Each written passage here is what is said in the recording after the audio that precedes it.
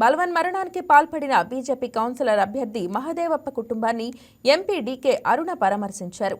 Makthal municipality 6వ ward BJP అభ్యర్థి మహదేవప్పది ఆత్మహత్య కాదని, ముమ్మాటికి కాంగ్రెస్ చేసిన హత్యనని ఆరోపించారు. మహదేవప్ప మృతికి సీఎం రేవంత్ రెడ్డి, స్థానిక మంత్రి శ్రీహరినే కారణమన్నారు.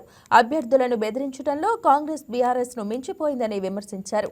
కొద్ది రోజులుగా బీజేపీ అభ్యర్థులను బెదిరిస్తున్నారని, ఒత్తిడికి గురిచేసి భయభ్రాంతులు సృష్టించడంతోనే మహదేవప్ప ఆత్మహత్య చేసుకున్నారని ఆరోపించారు. బాధ్యులపై చర్యలు తీసుకోవాలని డిమాండ్ చేశారు. కాంగ్రెస్ అరాచకాలను సహించేది లేదని హెచ్చరించారు. బీజేపీ కార్యకర్తలు ఆధైర్యపడొద్దని, ధైర్యంగా ఉండాలని ఎంపీ అరుణ సూచించారు.